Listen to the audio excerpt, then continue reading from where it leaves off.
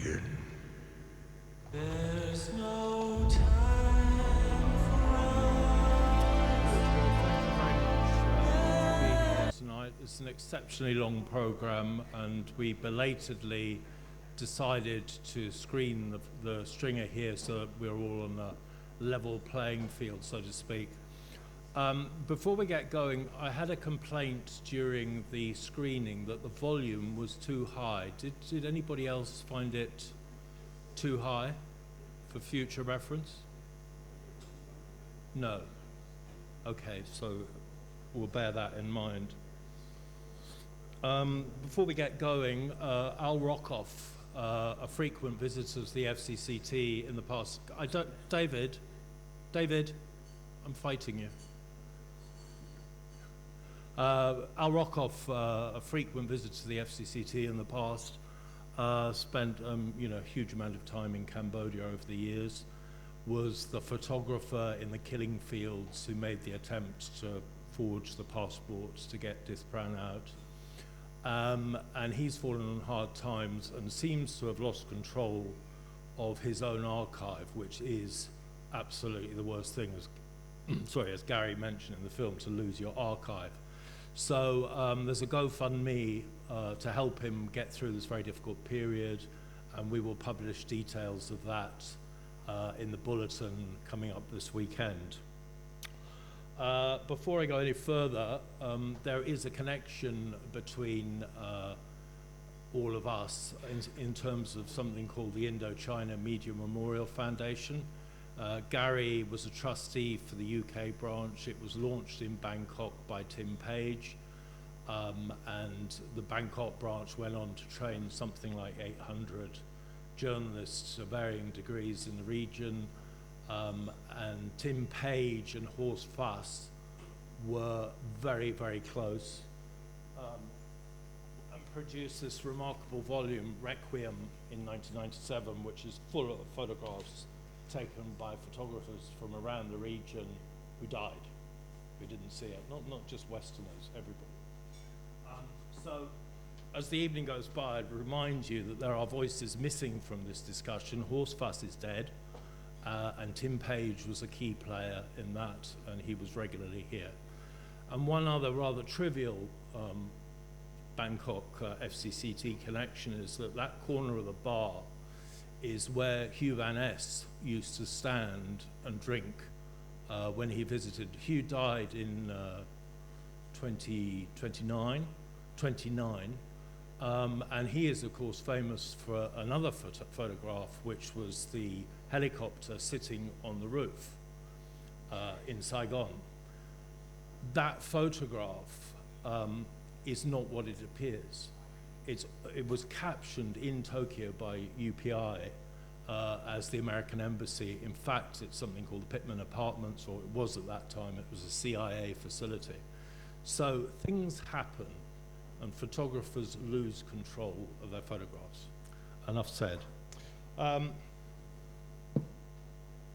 So this evening has been advertised for a long time, but in fact there's a very narrow gap between when the film became available on Netflix, which was only on Friday, and today, which means that if we want to have a program that's fresh and up to the point, today, the Wednesday, was the right day to do it. Invitations to join went out to not AP, because AP has issued this statement, which you've just seen, so we know exactly what their position is on this photograph. They're open to further persuasion, but at this point, they are not going to change that credit. We sent an invitation to Nick Ut, of course, by email, and I got no response from that, which is not particularly surprising, but I would like to say that Nick Ut was one of the people that was involved with the IMMF, and came over here in 1996 when we had a big photo auction to raise funds for this educational thing, and he was immensely helpful and generous, and it was very welcome. Okay, so our speakers are here. Can you hear me, Carl? You just banged your ear. Carl, can you hear me? Is it getting through? Can you hear me? I can hear you. You're Can a bit you hear me? faint. You're talking to me? Gary, can you hear me? Matt? Yeah, you're very faint. I'm very faint. That's very I can unusual. hear Carl pretty well, but you're a little bit faint on. Dum, can you get Yeah, my same volume up? They can't hear me. If you could move closer to the microphone, I'd say. Would that be better? No, it's still not good. Come on.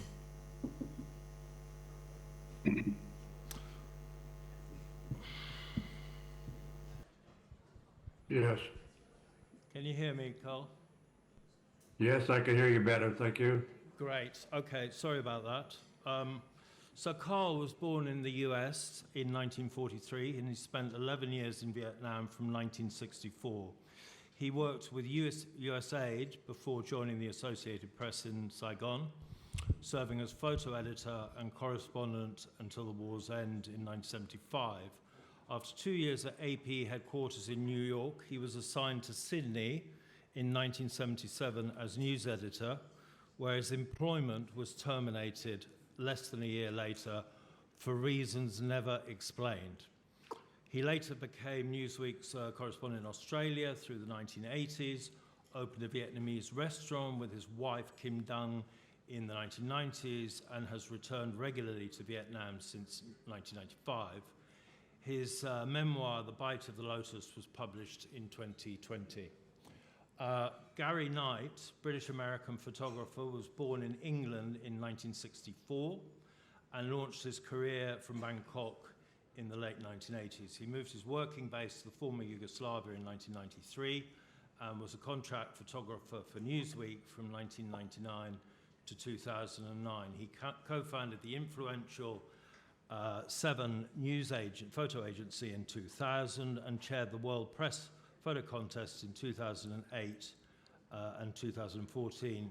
He has a long involvement in training young journalists, including with the UK branch, which I've already mentioned, of the Bangkok-founded Indochina Media Memorial Foundation. Matt Grokut in the UK is 36. I'm making a lot of their ages because there's actually 20 years, 20 years, 20 years, and I think that's quite an interesting element.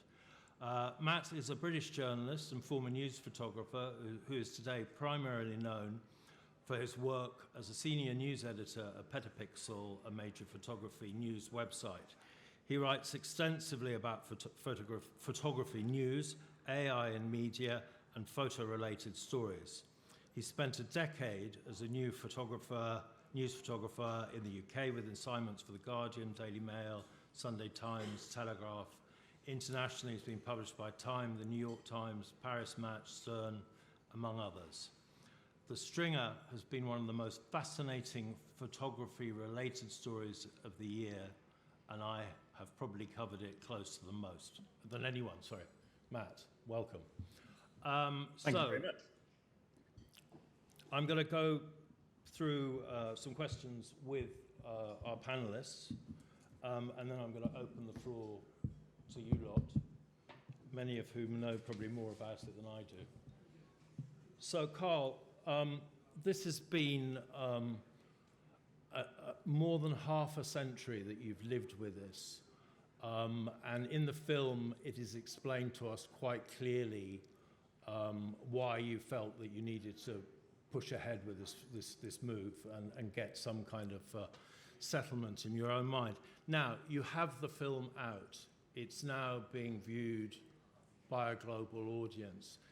How do you feel about that? Is this some huge cathartic moment, or is it deeply bittersweet? What's your feeling at this point? Well, in a lot of ways, it's almost an anticlimax. But I'm really pleased that it's finally out. I mean, as many people know, it premiered at the Sundance Film Festival back in January, and then it's taken most the rest of the year for it to come out. But for me, the most joyful moment was actually finding the real photographer in April of 2023. I mean, for me, that was, that was it. That's what at that stage of things, I just wanted to find the photographer and say sorry to him. And the documentary has really been a big extra on the top of that. And I thank Gary and the Seven Foundation for helping me bring this story to the world.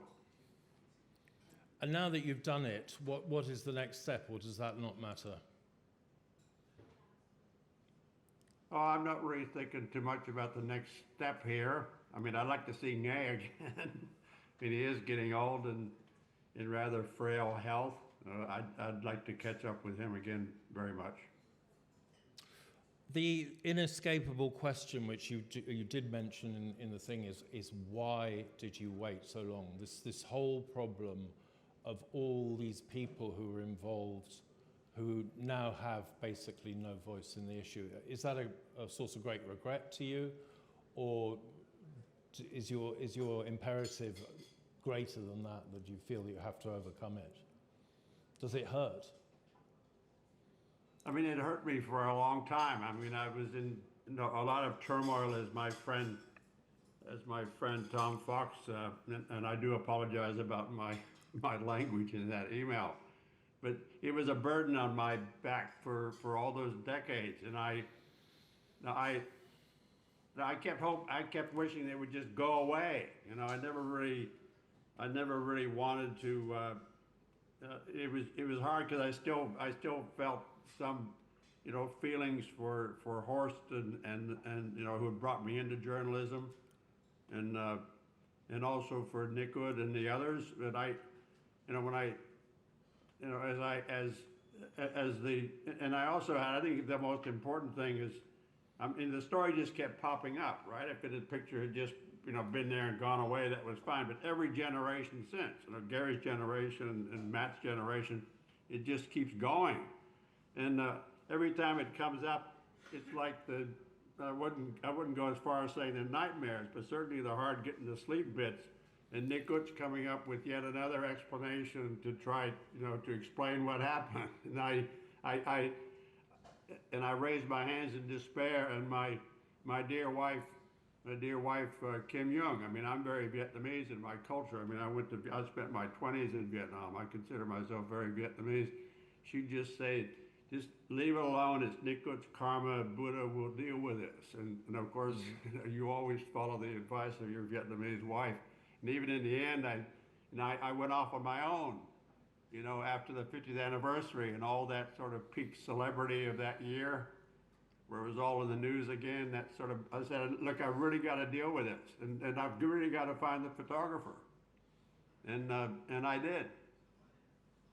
You certainly did. Well, you found somebody.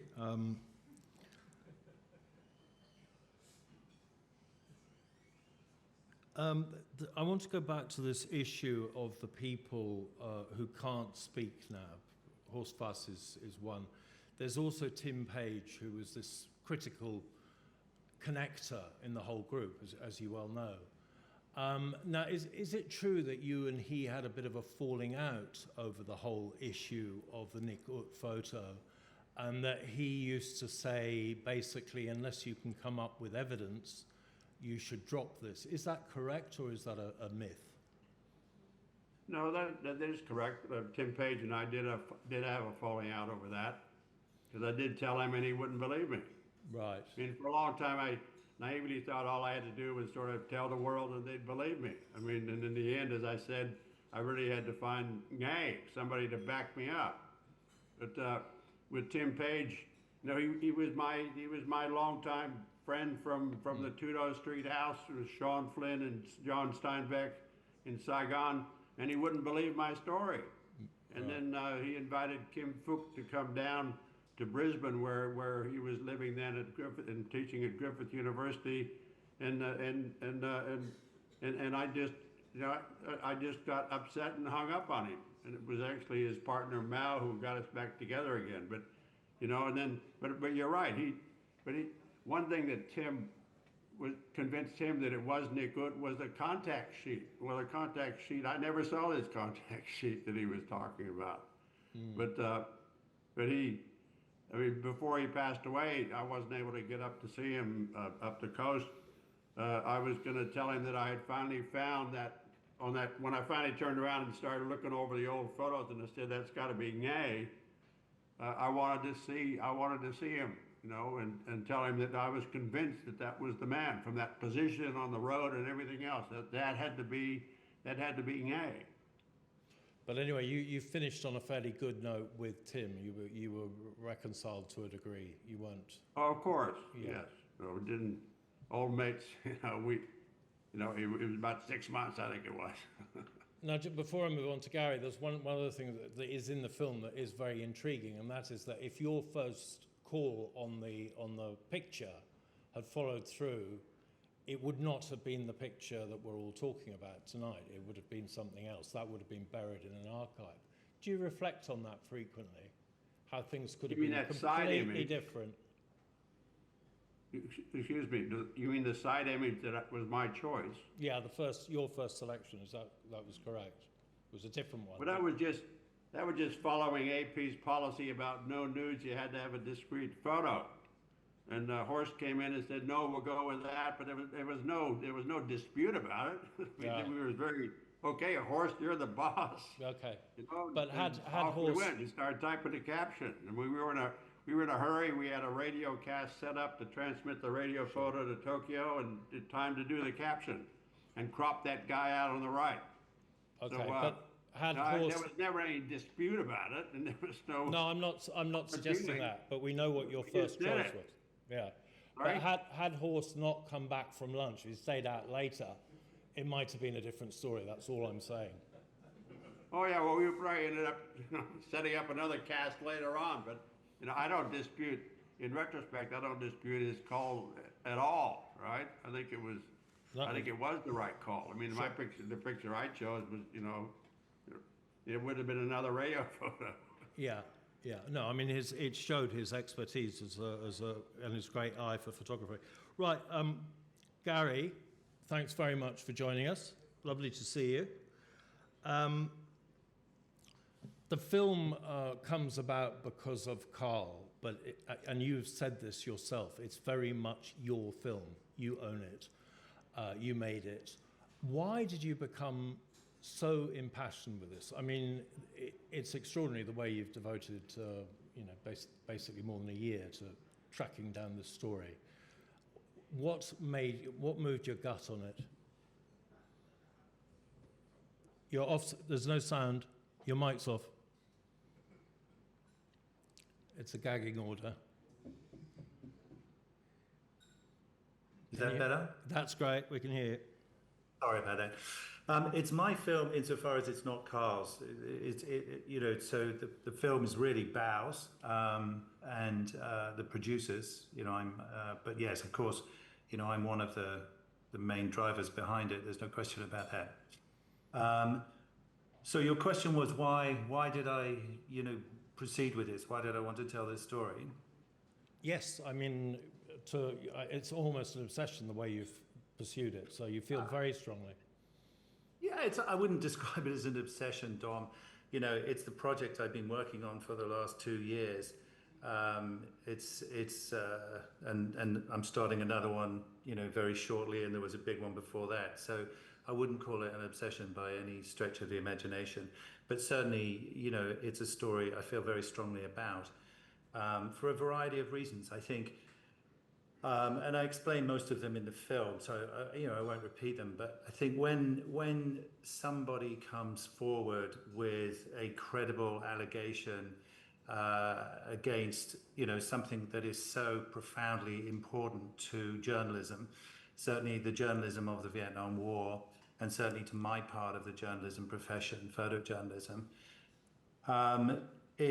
it's important to examine that and not sweep it under the carpet. And as I've said many times since the film has come out, we in our profession, everybody on this panel, everybody in the room that you're in, presumably in Bangkok, we're all journalists, and we hold absolutely everybody else in society to account. And we're not elected, we're not really governed. But nevertheless, we hold everybody, our political leaders, our faith leaders, our commercial leaders to account. And I think if we're going to do that, then we need to start at home, and we need to hold ourselves to account, even if that means asking uncomfortable and difficult questions. which obviously this film asks. In addition to that, I was a freelance photographer working in war for a very long time, and the idea that a freelance photographer would have his or her work taken from them and misaccredited, was disturbing, certainly for me, and offensive, actually. And also, most of my career, which started in Indochina back in the late 80s, I've worked in very close proximity to what we call global south, majority world, local, choose your word, photographers. And they have been routinely overlooked, and their work has frequently been appropriated. In pretty much every story that I've ever worked on, I've seen that. So, this story resonated for a number of reasons, and they're amongst them. Okay, now you screened the first cut at the Sundance Film Festival in January. Yeah. And this is coming out now, end of the year, 10 months later, whatever. It's a longer version. Can you explain, or can you tell us what the differences are between the original and what we've just seen? Yeah, I can't do that with incredible accuracy. You really would need to speak to the director or the producer for that. I haven't been that involved in cutting the film, making the film. My role was, as the journalist in the film. I think it's more or less the same length, but what we were able to do after Sundance, or prior to Sundance, we didn't have a response from AP. I think we had one line which was saying, we're not going to collaborate with your film. We didn't have a response from Nguyen or any of the other actors in the film. But there was a lot of response after Sundance. And so, to set the record straight and to be fair to them, as any journalist would, you need to be able to include, and we had this opportunity because there was this huge amount of time between the film first being seen at Sundance and distribution, to be able to reflect what they said in the film. So the slates that you see at the back of the film I think most of them are new. And they reflect what David Burnett says, what Nguyen and his lawyers say, what AP say, etc. And then AP, in their second report, which I think came out, if I'm not mistaken, Matt may know more, in May, their second report had a lot of information that we had tried to get access to but couldn't because it's buried in their archives. And there were some images, there's a very short video sequence, there's a couple of images that they had access to that we were then able to use to incorporate into our forensics. Of course, the information about the Pentax and the Leica we also wanted to include, but we didn't have that information prior to the film being cut. The film was closed, I think, in late October 2023, the Sundance version. So we were able to open it up again and work on it, I think, through July this year. Okay, now distribution is of course everything, and it took you a long time to get that. How hard was it? We were first approached by Netflix at Sundance, in fact, but the negotiation takes a long time, and I don't really understand, what was going on in the Netflix world. I'm not privy to that, but I know that they were negotiating other films too, and they don't do them all at the same time. So the documentary space works on its own, curation. So the folks who are responsible for documentaries at Netflix were negotiating a series of films, and ours was one. And those negotiations, as far as I recall, I think they ended in June. And then they chose to announce the film on the platform sometime in September. Right. Now, you told me something very interesting, which is obviously no distributor wants to get sued. So they put a film out, but they want to be sure that what they're showing is accurate and will take pressure. So you have to indemnify them. Sure. Was I the think, word you you know, used. But if you could just go Yeah. through that, I think it would be educational for people. Sure. So when you make a film, it's rather like a written piece. I think everybody in the room there will know. Your written piece has to be fact checked, and the written piece I did for Rolling Stone, I think it took a month to fact check that. They were even fact checking whether I got the color of green, that I described the clothes people were wearing accurately. And with the film, it's the same thing. So it has to be fact checked. And then also lawyers, we have different teams of lawyers who have different specialities, have to go through the film to look at rights issues, for example, fair use, contracts, all this stuff. So, and then, once the film has been through the hands of lawyers, which in our case, of course, I had to go through twice because it was recard, you're then insured. So all films, that get distributed have to be insured as well.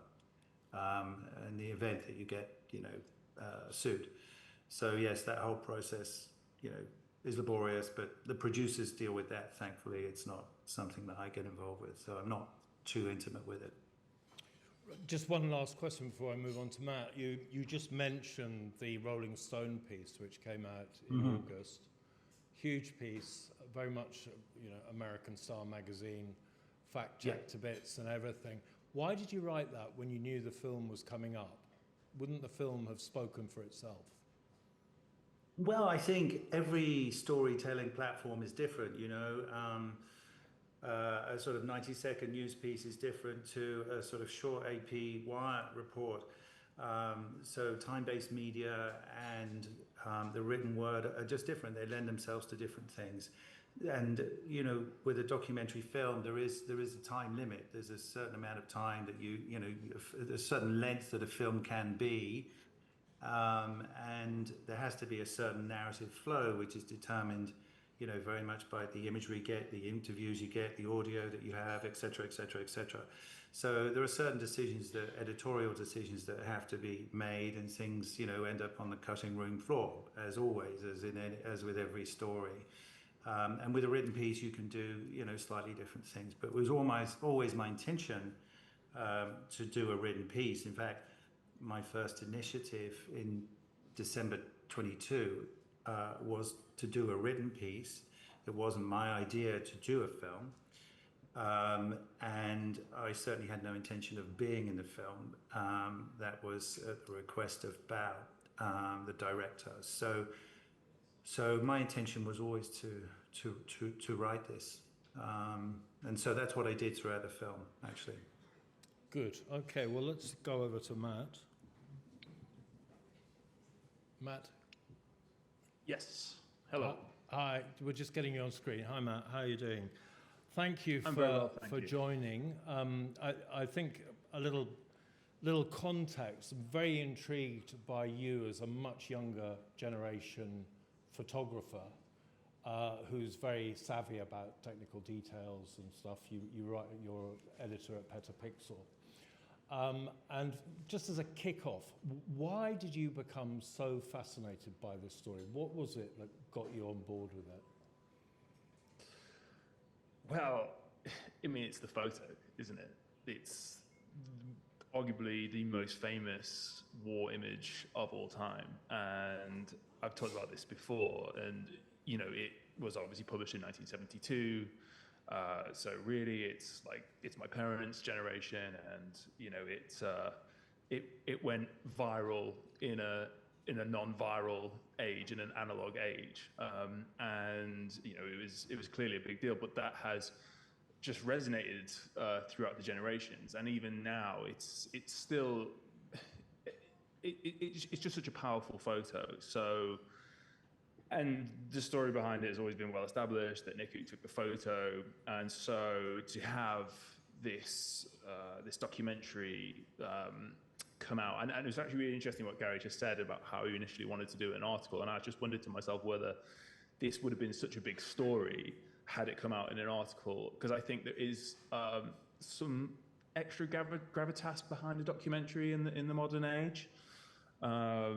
So, for me, as someone who loves the history of photography and who has studied press photography, and I have been a press photographer, I mean, this is just a no-brainer for me. I was always going to be all over this story. Right, and the issue has never been the quality of the photo. Everybody agrees it's a stunning image that you engraves on your eye. You can never forget having seen this picture. It's the issue of who took it. So that's the problem, as we all know. Now, sorry, you were going to say something? No, go ahead. You were going to disagree? No, not at all. No, I was agreeing. Now, you've been writing. Hi, sorry, what was that? Was that Gary coming from on high? Gary? Yeah, it's super interesting to what Matt said there. You know, the number of emails that I have received since the film came out is frankly overwhelming, and the response to the film has been just enormous. The response to the written piece and the number of emails received after the written piece is negligible. So, and I was reflecting on this yesterday. You know, I didn't anticipate this. I'm not a filmmaker, but you know, the film is an incredibly powerful means of storytelling. It's revealed itself in a way that I just never imagined.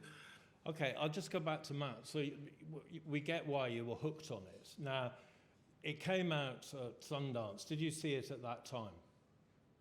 No. Okay. I actually emailed the Seven Foundation so many times asking for a screener because I was writing about it and I kept writing about it, but I really desperately needed to see the film. Unfortunately, it wasn't possible. It wasn't possible at the time. But just before it came out on Netflix, I was able to get a screener. So you didn't saw it a few weeks ago. So, right, but you didn't see it at the beginning of the year. You've been writing about it with great fervour. When was the first time you saw it? Was it Friday? No, so it was the Friday before it came out on Netflix. I was able to get a screener. And where was that? Just here at home, I managed to speak to Netflix, and they somehow hooked it up to my account. You got helped out in the end. Now, the $64 million question is, did seeing the film change your view of it, of this issue?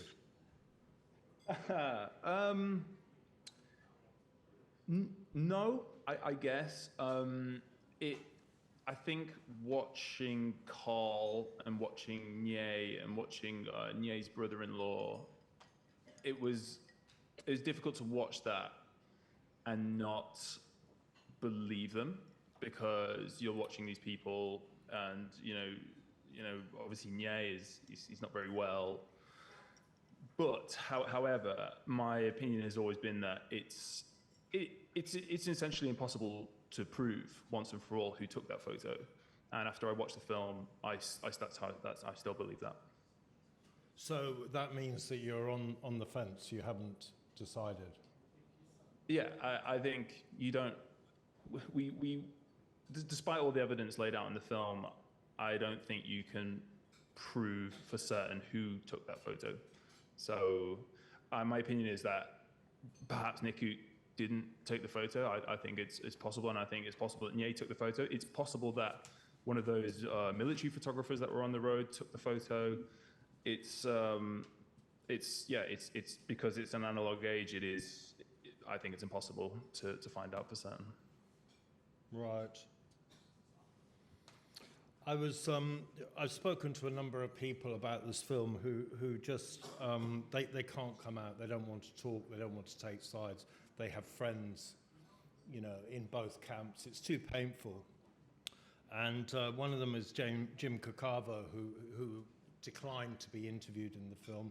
Jim is one of these glue people in this whole from that era. One of the great photographers. He knows everybody. He knows Nick, he knows Carl, and he sent me a note and he said, I watched The Stringer and thought it was very well done. I declined to be interviewed on camera, but Gary did interview me on a phone call, and part of that is in the film where they say that many of the Vietnamese declined to be interviewed or quoted. I was trying to set up an interview with the AP Vietnamese staffer who told Carl in the 1995 Saigon reunion the name of the stringer. He finally did call me back and I passed it on to Gary what was said. What the stringer said was, talk to Carl. Carl is telling the truth. Sorry, I muddled that. What the Vietnamese staff, and not the stringer, talk to Carl. Carl is telling the truth. That's all he would say. He wouldn't go beyond that. And he then said, I walked away from the film feeling that there are too many contradicting facts to know for sure. This is what you've just said, Matt, I think. I think that if the Pulitzer Committee were to review this, they might require Nick to share the Pulitzer with Nghe and honor both men. This has happened before, but they have also pulled Pulitzers on journalists who fabricated their stories. And his final comment was, AP called the shots, and Nick followed their direction. I mean, he never initiated what happened. Everybody agrees on that. So before I open it to the floor, I'd like each of you to just tell me how you resolve this pain. Is there any resolution? Is there some way through that could acknowledge that there is a controversy? There is a disagreement about who took that picture. Carl, would you like to start with that? Well, we're talking about the word evidence. I mean, I wrote it, I've been writing on Substack all year about this. I wish more people, in some detail about this. And what is evidence? Okay, in a court of law, eyewitness, people like, Kim Phuc and Nghe and his family and TV Tan, they would be, they'd be a different sort of evidence in a court situation than physical evidence. And we got the evidence that it was an Asai Pentax. There's a photo of Nghe with an Asai Pentax around his neck in that position that we've determined is where he was from the index forensics. But another hidden away in that AP report, which is actually a gold mine for the documentary makers, there's a sheet of photos from Nick Good's cameras. He had, typically at AP, we had two Leicas, one 35 mil black and white, a 35 millimeter, a 50 for color, and then a Nikon for intermediate, and maybe a second Nikon for longer lens. Okay, so if you look into that AP report, you'll see that Nick Good's M3 had notches on it, on the gate. And the picture that he's been giving to everybody, like even the Pope, that should have notches on it, and it doesn't. And that's another piece of evidence. So the evidence is between the human and the evidence that's there. I'm convinced that it is Nghe. Right, fair enough. Gary? Yeah, I don't think we produce journalism to tell people how to think, right? And I think the piece I wrote and the film are there for the public to determine, to make their own mind up, as Matt has made his mind up. And other people in the room there with you will have made their minds up, I'm sure. And some people will come to this with such prejudice on one side or the other, they will never change their minds. And that's the case with pretty much every story, I think. Yeah. Doesn't matter what's written about the royal family in England, my mother will always have a pretty hard entrenched view. But I think for me, we did as professional a job as we could. I think we tried to be as fair to everybody as possible. And I think the film and the written piece really, stand for themselves. Matt, do you want to say something? I don't want to be a judge and jury. Yeah. Matt, do you want to say something?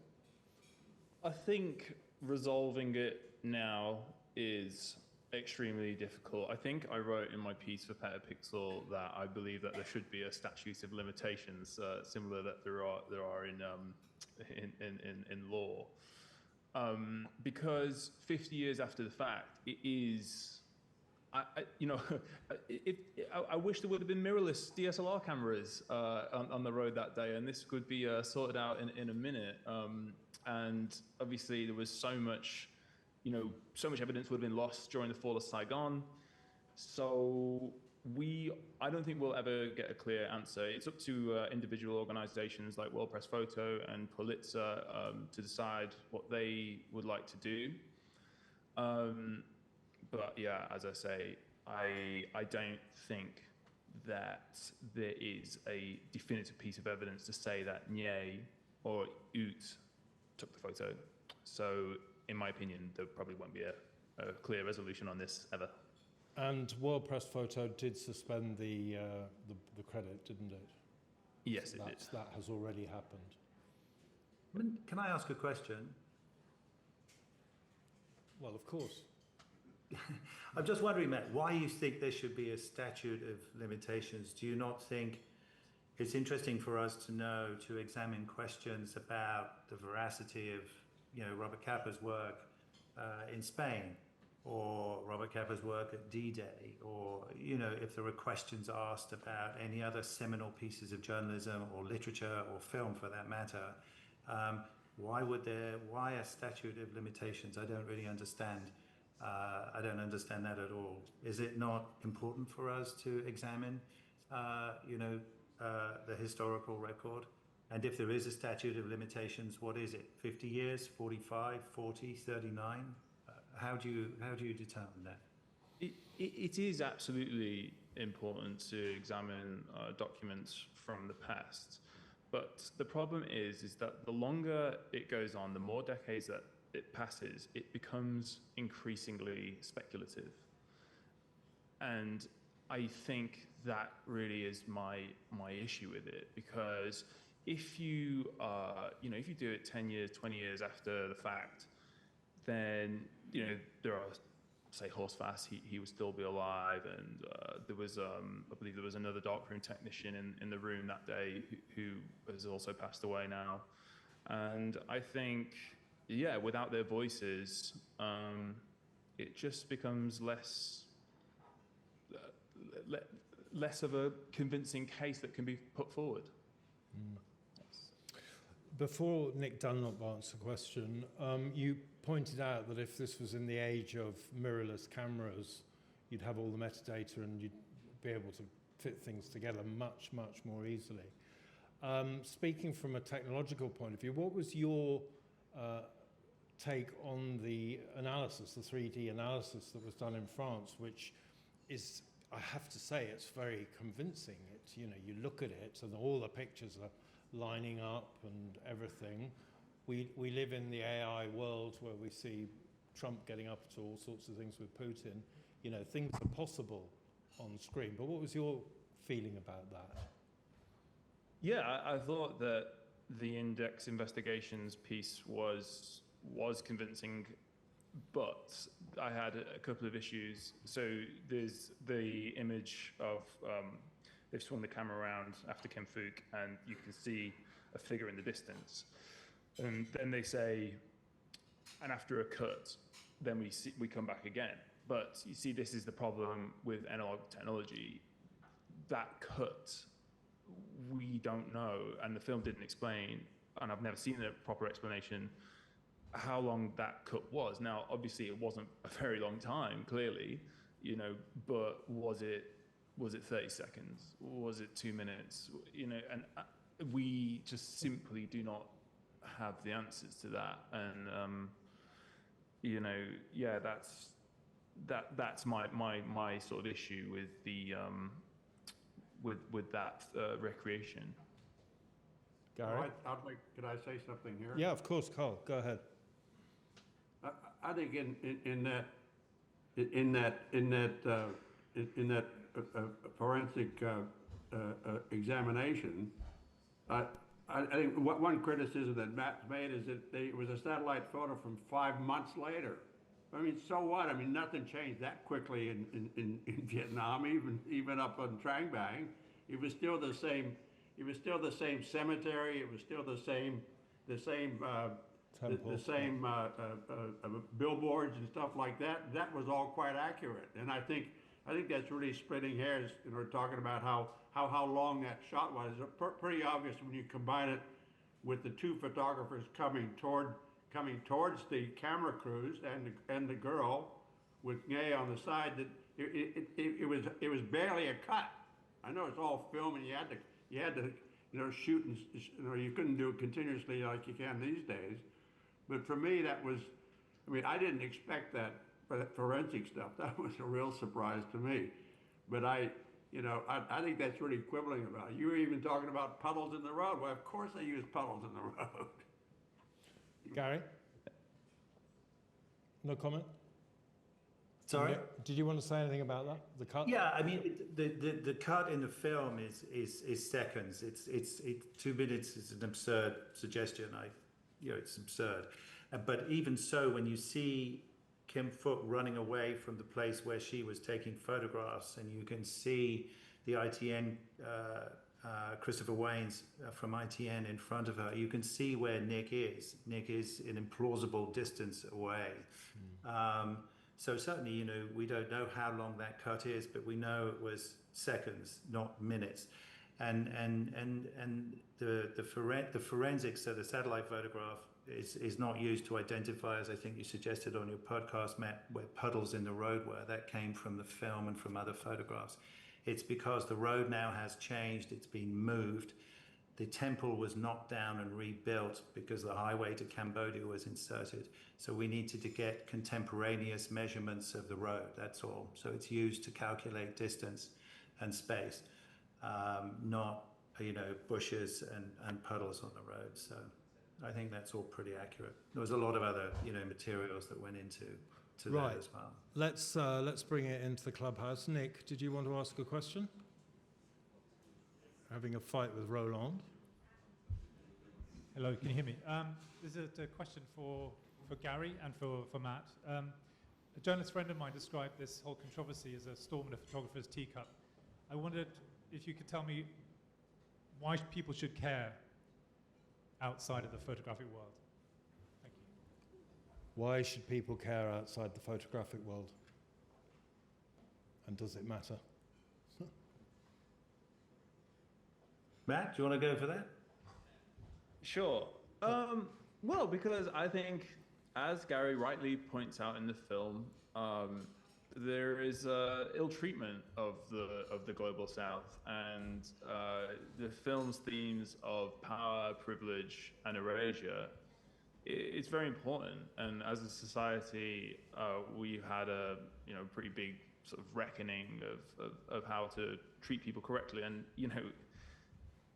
if the hypothesis of the film is correct, it's truly just an awful injustice. So it's people in photography care and people outside of photography care. It's a big deal. I agree with Matt. I think it is a big deal. I think it's important to understand how the press works. I think it's important for us to be accountable. The alternative to not telling this story is to ignore, very challenging questions about, the culture of the media. And as everybody in that room there knows, as well as us on the panel, the journalism of the American war in Vietnam is often held as the sort of highest standard of journalism, the benchmark to which everybody who followed has to reach and has to maintain. And that's certainly, part of the history of our profession would suggest that. So, when arguably the most important photograph of that war, at least according to Don McCullen and Susan Sontag, when the authorship of that photograph is challenged and the behavior of, in this case, the Associated Press, but also, frankly, many other agencies and newspapers are challenged, I think it's important to ask those questions, to examine, our behavior and how we work. And to be clear, I think one of the reasons this has created a storm in the proverbial teacup is that, what this film suggests is challenging to a lot of people who were not in Saigon in June 1972. A lot of people who might have worked in Vietnam during that period and have worked in Lebanon and Bosnia and elsewhere since, because this practice is not unique to the Associated Press in the Saigon Bureau in June 1972 by any means. And so it's an uncomfortable It's an uncomfortable thing for a lot of people in my profession to consider, to be quite honest with you. Were you ever tempted to extend this to a bigger palette, if you like? I mean, the bottom line is that freelance photographers are abysmally treated, and I speak from personal experience, abysmally treated. It's not because they're Vietnamese, it's because they're photographers and they're desperate to do it. And we're seeing this. This went on in Syria particularly. I'm sure it went on in the former Yugoslavia. Look at what's happening to Palestinian photographers in Gaza at the moment. I mean, this isn't just an isolated thing. There's a big story to tell. Is that your next film?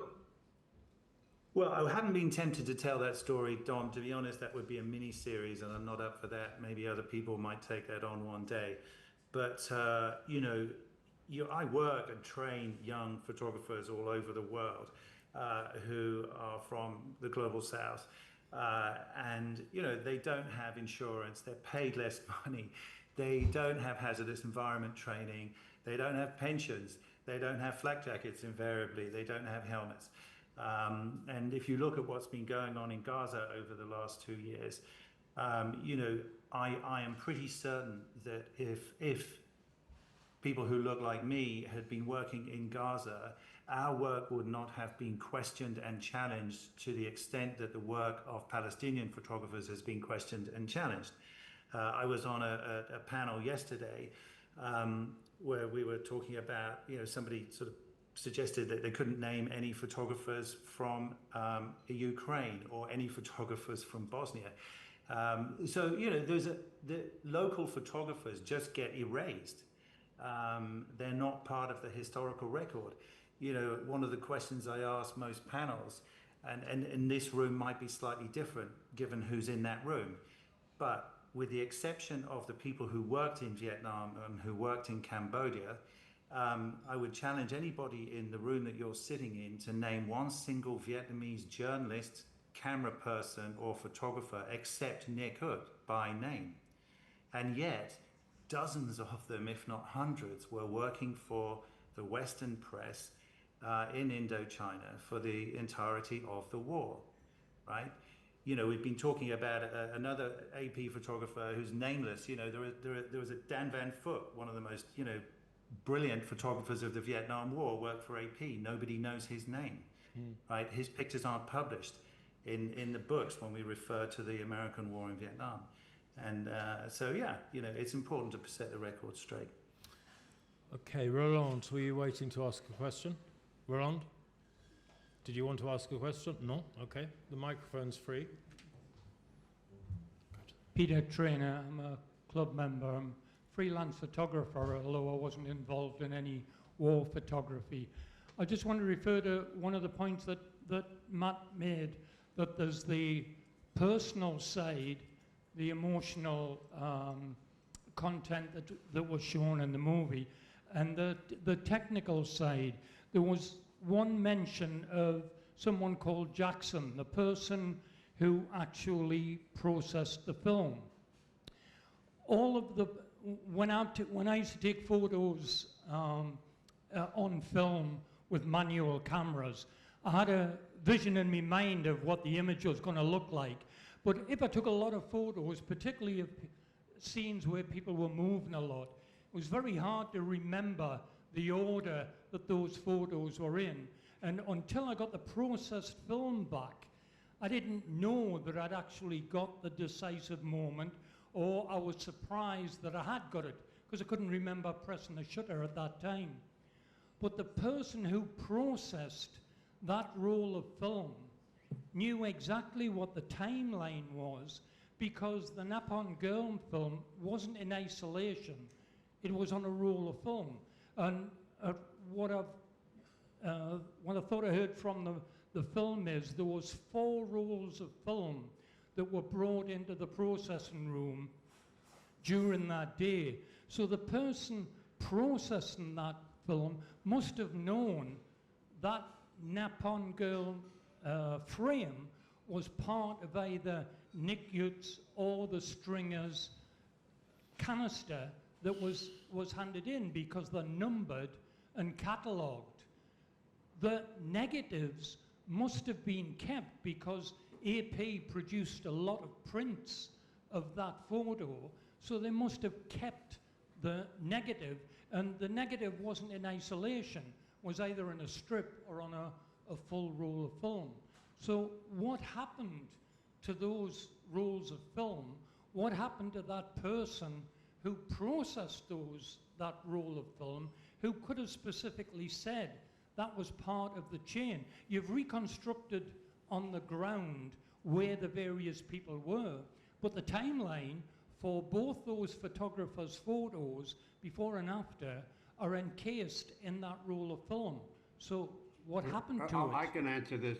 I can answer this for you, and it's in the film too. It's recreated there with that black and white. That was great second unit stuff, where they recreated the AP office. We had a login system where double numbers, where one went into the notebook, and the other one went on the canister or on the tongue sticking out on the roll of film, and we knew exactly whose film it was.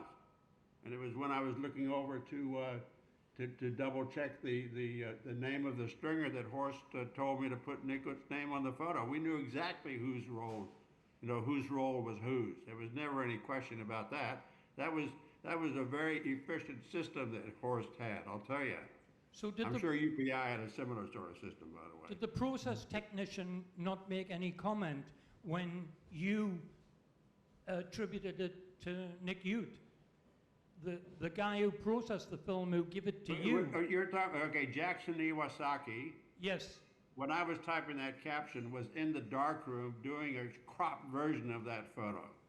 That's where he was, along with a darkroom one. There was only me and Horst Faas in that, in that room when he ordered me to do that.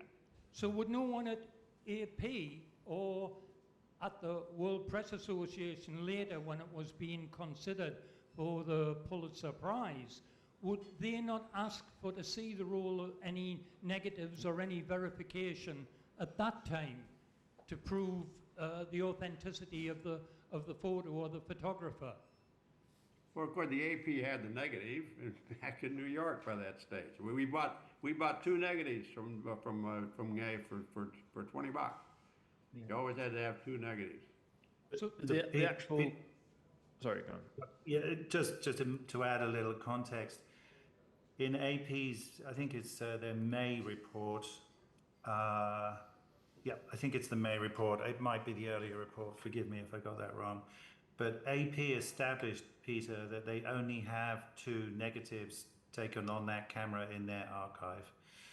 It's the negative of the famous photograph and the adjacent negative, which were cut. The rest of that film is not in their archive, nor are any other photographs made on that camera, right? Which they established was a Pentax. And AP staff photographers used Nikons and Leicas. So, and then in terms of the timeline, if you look at all of the photographs from all of the photographers who were present, whose work is still available in archives, and if you look at the film footage, you can establish the timeline by looking at various things, obviously people's position on the road and the napalm. Because at midday on June the 8th, there was quite a bit of wind at midday, not so much in the hour preceding or the hour afterwards, but if you look at the records, you can see there's a very reasonable wind at midday, so it moved the smoke. So you can see the progression of the smoke as you see in our forensics. And so you can see who came down the road and in what sequence and when they could have been photographed. And Nikut, to be fair to him, has changed his 50-year version of events in the light of the AP report, and now acknowledges that his recounting of the story over the last 50 years is not accurate, and that it is in fact the way we portray it in the film. Okay. Everly. And just about the contact sheet and the roll of the film, it's always been my understanding that it was lost during the fall of Saigon. I'm sure Carl could probably speak better on that, but that basically so much stuff just got lost in that chaotic evacuation. So, sir, you're talking about Ngay's film. Yeah. All the film from that day. Nghe gave his film to his friends to sell to local Saigon newspapers. That's his explanation. Right. And he But- didn't. but And you're right. I mean, he was actually a cameraman. I'm sorry if it company. He was a cameraman. He was a cameraman, right? What they call a cameraman, TV cameraman, movie Cinematographer. cameraman. That was Yeah. his training. The Acai Pentax was almost like a hobby to him. And NBC needed a driver. He knew how to drive. That's why he was there that day. But he would normally have been there with a big film. In fact, he freelance filmed to CBS and NBC. But the Acai Pentax was his. Everyone had a camera around their neck all the time. Okay, let's not. I think that losing stuff behind in the evacuation, he didn't have anything to bring out related to that. Okay, I think we're going to get lost in the weeds on that if we go Right. on. Beverly, question. Hi, I'm Bev Frankel. I'm just a member No, here. louder, close Okay. to the mic. I'm Bev Frankel. I'm a member of the FCCT. I'm not a photographer, but two things stood out in the film to me right away. One was that the stringers that came in were paid for their roll of film, per roll of film. And that was it. I now heard that their name could have been attached to that roll of film. And so therefore, it could have been attributed, but once they're paid, the attitude that I also heard in the film was that if it was coming from a Vietnamese photographer, it wasn't valued, and so he attributed it to an AP photographer because it had more value that way. That's what Horst said, or it came out in the film. My question is, today, this is 50 years ago, what is the policy toward local reporters and photographers today? Do they have some kind of protection on a different policy in the news agencies today with allowing recognition that should have been done? Did you Matt, get I don't that? know if you Has want it to changed? speak to this. As Matt alluded to earlier, these days with digital cameras, it would be very hard for this to happen. It's very easy to trace images, and the accreditation policy of agencies is much better. And frankly, also in the 1960s and 70s, newspapers rarely credited anybody for the photographs. The photographs that were published in newspapers invariably just said AP or UPI. They didn't very often have the name. It would have to be an exceptional photograph in those days for a newspaper to put the name of anybody on there. That really happened a little bit later, but now it would be very difficult for this to happen, and for any kind of photographer, local or otherwise, to not have their name on a caption. Yeah, because often their name is just embedded in the metadata, and even if it wasn't, today you can probably figure out from the signal on the file exactly which camera took the photo. So the sort of gate analysis that's been done on Nikut's cameras, it's not as conclusive as what you can pull from a modern day image file. Right, well, in fact, the So- big problem today is getting anybody to pay you for a photograph, and any photographer will tell you that. Mr. Cohen? Ivan? I think this is a question for Carl.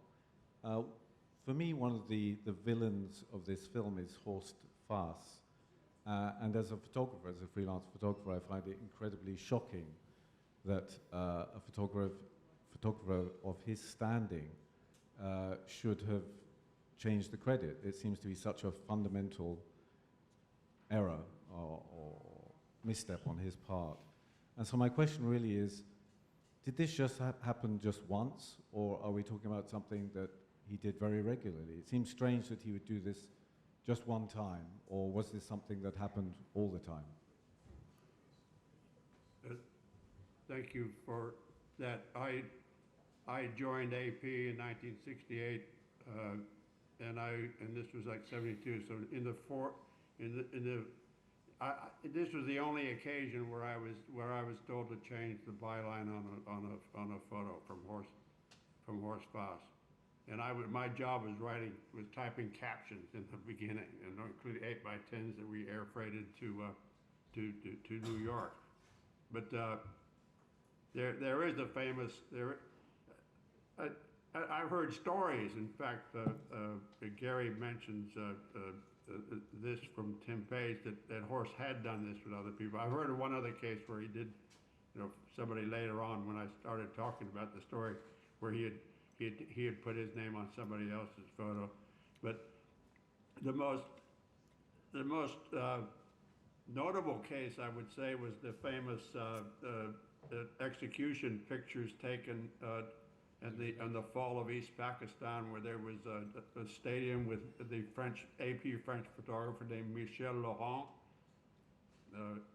and Horst Faas was there, and Michel Laurent took all these horrible pictures. It was like public executions, and Horst, who was doing the processing, put his name on all the radio photos that were sent out, and the following year it was a joint Pulitzer Prize for Michel Laurent and Horst Faas. And that really, and Michel Laurent basically quit the AP over that. But that was, and it's been confirmed by interviews with his widow. But he was a good friend, Michel. He was the last photographer, last journalist to die in '75 too. But he was really upset about that, and I believe that story. So it did happen, but while I was typing captions, I always put the right, Vietnamese or whoever, foreigner, Frenchman, all that army of stringers and staffers that we had, I always made sure they got their byline. Thank you. We've run an hour and 10 minutes on this, so I think I'm going to wrap it up. Sorry, Keith, did you want to ask something? No, please do. Thank you, if you have time. Keith Richburg from the Washington Post. Thank you, Matt. Thank you, Gary. Good to see you again. And thank you, Carl. Good to see you again. I think I met you in that 1995 Old Hacks group. A compelling film. Thank you. I have no idea what to believe, as many people probably. Just one question, maybe for Carl, and then maybe Gary, if you can comment as well. Carl, at the time you knew this was wrong, when this happened, when you were told to change the credit for this photo, I'm wondering if you told anybody at that time who could have been talked to later.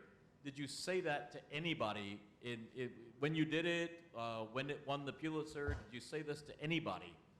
And Gary, same thing. I mean, as journalists, we're always looking for a contemporaneous witness, somebody who said, yes, he told me at the time that he felt bad about this. And that would help solve this question, which is lingering out there as to why this took 50 years to come out.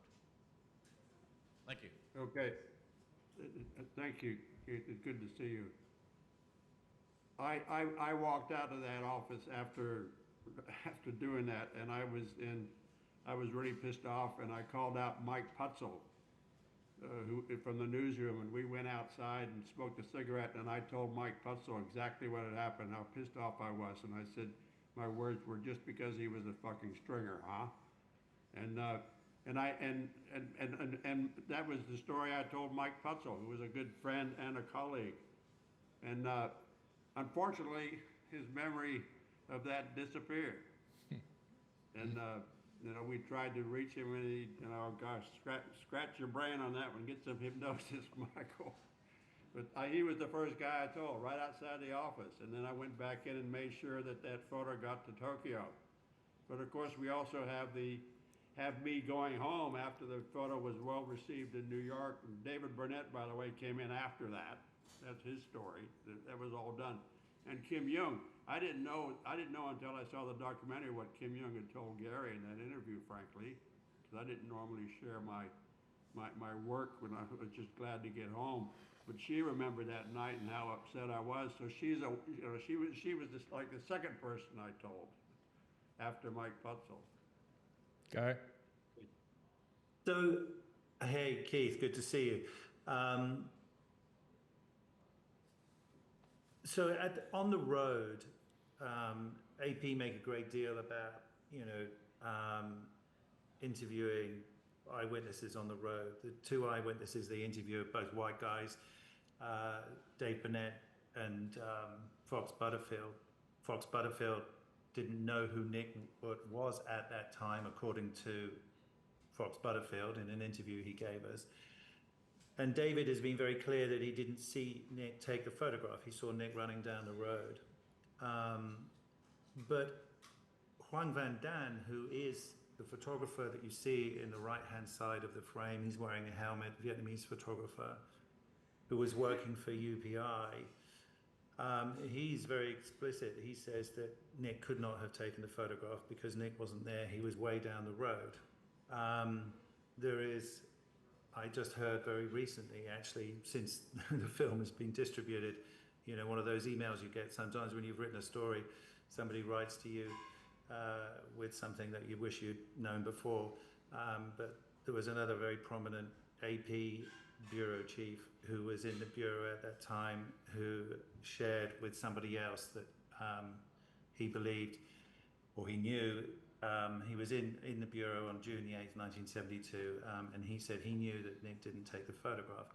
But I think one of the problems when you, as Matt alluded to earlier, when you're looking at something that happened sort of 50 years ago, you can interview people. Some of them have good memories, some of them don't, and a lot of people have died. But one of the reasons and motivations here for using Index to produce the forensic work is to, try and fill in those gaps and, present a different kind of evidence.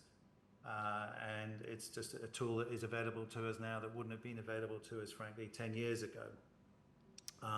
But as anybody who has photographed a war or reported on a war will know, when you're running around taking pictures or reporting on what's going on in front of your eyes, you're not paying a great deal of attention to what other people are doing.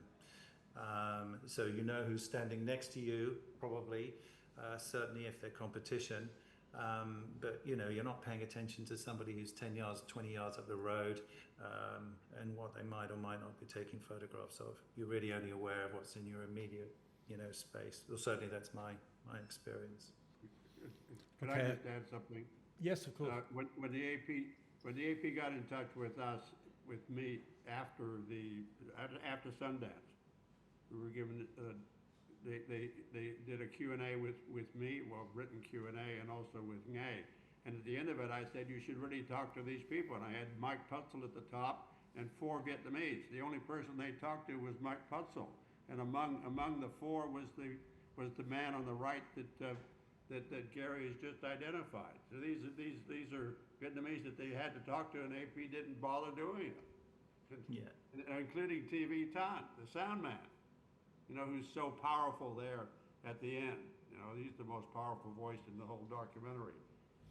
TV Tan. Yeah, the Vietnamese photographers who were present at that time have no doubt who did and didn't take that photograph. Right. And one of them who worked for AP gave Kim Young Nay's name. So I think that speaks volumes. Sebastian, final question. Hi, my name is Sebastian Berger. I'm the Southeast Asia Bureau Chief for AFP. I agree, obviously, that it's important to ask questions. That's what I do. It's what we all do. You've raised interesting questions about the authorship of the photo and questions about Nikut's taking of it. Extraordinary claims require extraordinary evidence. In terms of the evidence that Nghe took the photo, if I recall correctly from what I saw in the film, there was only one shot of him on the scene to the right, not in the middle of the road where the photo was taken. So, and given the amount of footage and imagery of the scene, do you have what is your evidence that Nghe took the photo? And do you think you've presented extraordinary evidence to back up your extraordinary claim? I think we've satisfied the burden of proof, and I would argue that we've proved beyond reasonable doubt who did or didn't take the photograph. The photograph that you're referring to is after. Or you can see Kim Phuc, you know, in the larger photograph, running away from the photographers, one of whom, you know, the line of journalists who first encountered her on the road. So that's taken, you know, some seconds after the photograph. But the photograph must have been taken by somebody who is in that first line. It's implausible, improbable, as the forensic evidence suggests, that the photograph could be taken by somebody who was, you know, 100 yards away, 170 yards away. Of the people who were in that line, you had Nguyen Thanh Nghe, you had Hoang Van Dan, you had TV Tan, who you see in the film, and you have Nay, all of whom had stills cameras. Nobody else had a stills camera. So one of those four was in a position to have taken the picture. The only two people on the planet who have ever claimed to take that picture are Nguyen and Nay. Nguyen Thanh Nghe, Hoang Van Dan, and TV Tan have never claimed to have taken that picture. Hoang Van Dan makes it very clear he didn't take the picture. TV Tan makes it very clear he didn't take the picture. So it's I think that the evidence that we have presented is very, very strong. But I'm not going to tell you how to think. And you know, if you don't think it's convincing, then you know that's your choice. That's your decision. Great. Well, before we go, I'm just going to read something to you, which is Horst Faas and his interaction with Peter Rimmer, who is in Hanoi, who was also involved with the IMMF. In 2005, Horst had a spinal hemorrhage on a flight from Saigon to Hanoi, where he was due to take part in an IMMF workshop. He had to be medevaced out to Bangkok due to the nature of surgery required. Horst requested to speak to me prior to the operation. It was clear from the start of the telephone conversation, that Horst was aware of the seriousness of the medical situation, and there was a good chance he would not survive. He covered many items in the talk, both personal and work-wise. He spoke as if from his deathbed, which was a very emotional engagement and experience for Peter. He was very open in the matters he raised. He spent some time saying how much the death of Henri Houet, who was a French-Vietnamese photographer, had affected him, and he considered Henri to be the best Vietnam War photographer in his opinion. Whilst clearly respecting Nguyen, never did he in his reminiscences imply or state that there has been any reassigning of author of the Kim Phuc photographer. I continued to speak with Horst on a very regular basis until his death, and he never varied on the relating the impact of the photo and the order of events relating to it.